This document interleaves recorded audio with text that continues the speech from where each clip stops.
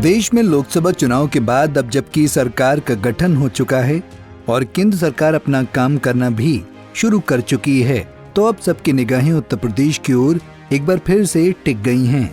लेकिन इस बार वजह यह है कि देश की सबसे ज्यादा संसदीय सीटों वाले सूबे में अगले कुछ महीनों में उपचुनाव होने वाले हैं। एक बार फिर से यूपी में उपचुनाव देखने को मिलेगा। दरअसल 10 विधानसभा सीटों पर होने वाले उपचुनाव की जमीन तैयार हो चुकी है। राजनीतिक पार्टियां भी इसकी तैयारी में जुट गई हैं। लेकिन इन सब के बीच एक बड़ा सवाल ये है कि क्या अखिलेश और राहुल की दोस्ती सूबे में भी जारी रहेगी? क्या एक बार फिर से दोनों साथ में चुनाव लड़ेंगे? बता दें कि लोकसभा चुनाव में सत्तारूढ़ भारतीय जनता पार्टी और प्रमुख विपक्षी समाजवादी पार्टी के कुल 9 विधायक अलग अलग लोकसभा सीटों से जीते। उनमें से अधिकांश ने अपनी लोकसभा सीटें बरकरार रखने के लिए पहले ही विधानसभा से इस्तीफा दे दिया है।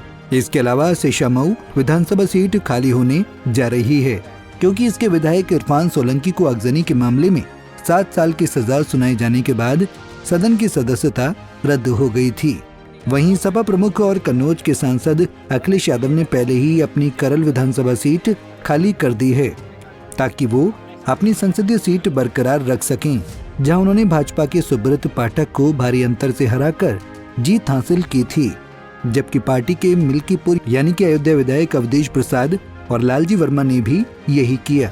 उन्होंने भी अपनी विधानसभा सीटों से इस्तीफा देकर संसदीय सीटें हासिल कर ली हैं। ऐसे में अब सवाल उठता है कि अब आगे भी कांग्रेस और समाजवादी पार्टी का गठबंधन जारी रहेगा या नहीं? क्या उपचुनाव में भी गठबंधन बना रहेगा या नहीं? तो कांग्रेस के कुछ नेताओं ने हिंट दे दिया है कि यह गठबंधन जारी रहेगा। कांग्रेस नेताओं का कहना है कि 2027 के विधानसभा चुनाव में भी सपा के साथ गठबंधन रहेगा और गैर यादव ओबीसी वोट के बड़े पैमाने पर सपा की ओर खिसकते देख सपा भी इस पर नरम हो गई है।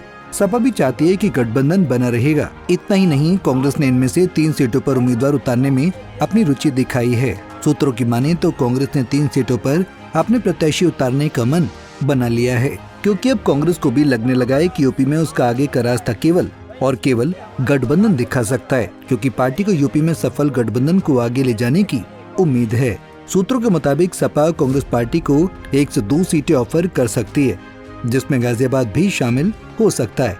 हालांकि अभी ये तय नहीं है कि कांग्रेस को सपा कितनी सीटें देगी, लेकिन इसके साथ ही ये भी देखना होगा कि आने वाले वक्त में कांग्रेस और कितना कमाल कर पाती है, क्योंकि लोकसभा चुनाव में तो दोनों ही पार्टियों ने धमाल कर दिया है। अब जानिए किन सीटों पर उपचुनाव होंगे।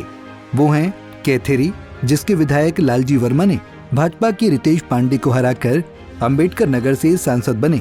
अन्य सीटें जिन पर उपचुनाव होंगे वो हैं कुंदरकी मुरादाबाद, खैर अलीगढ़, सदर गाजियाबाद, फूलपुर, प्रयागराज, मीरापुर और मंजवा मिर्जापुर। पंजाब केसरी टीवी के लिए लखनऊ से अश्विनी सिंह की रिपोर्ट। हमसे जुड़े रहने के लिए हमारे YouTube चैनल को सब्सक्राइब करें और नई वीडियो की नोटिफिकेशन के लिए बेल आइकॉन को दबाएं।